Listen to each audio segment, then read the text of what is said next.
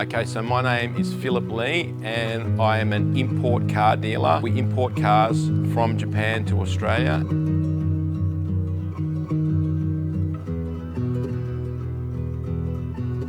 So I've been running the dealership for about 30 years.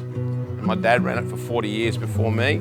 Sadly, Dad passed away a few years ago.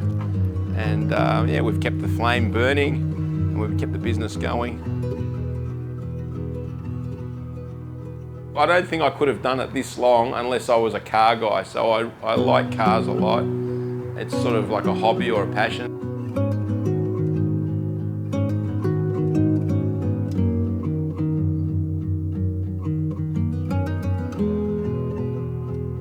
Actually, when I was a young guy, I swore I didn't want to go into the used car industry. Well, it looked just like a tough industry. There was no creative side to it that I could see. And he used to come home exhausted. He'd come home and have a stiff scotch. It took it out of him. Yeah, but at the same time, you know, as a kid, you could see that he'd done really well. I did study film and television at Macquarie Uni as a young bloke, and I was fascinated and interested in that, and it appealed to my creative side.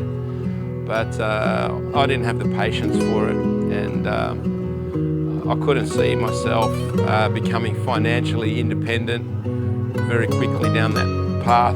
I saw what my dad was doing, and I thought that's a pathway to become financially independent at a young age. And that appealed to me. So I've had other outlets for my creative side along the way, which I think it's sort of kept me sane.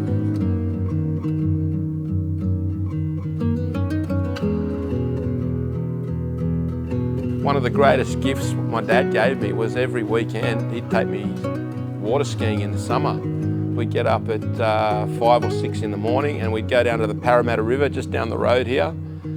Chuck in the ski boat. It was just beautiful. 6 a.m. you'd watch the sunrise, you'd get the glass water. Yeah, they were special moments, and that was a great gift that I got from my dad, and I've continued searching for those moments.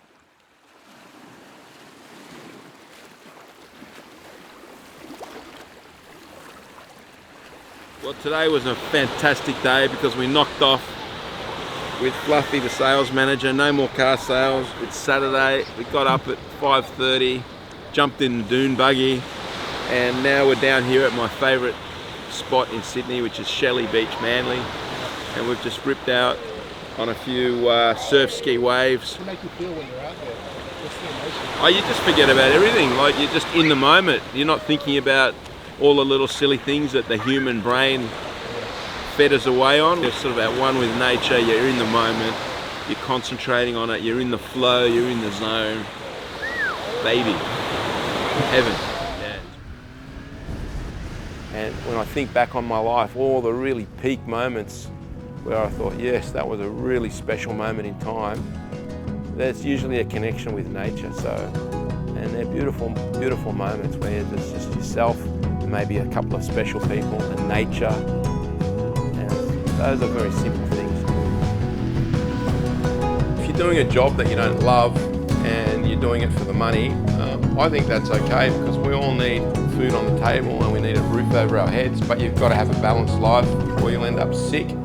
You need to have some fun, you need to have some physical exercise, you need to have some connection with other people. If you don't have that balance in your life and you're working away as a slave just for that food and for that roof over your head, you're going to end up unhappy, sick, and in jeopardy. So you've got to have a balanced life.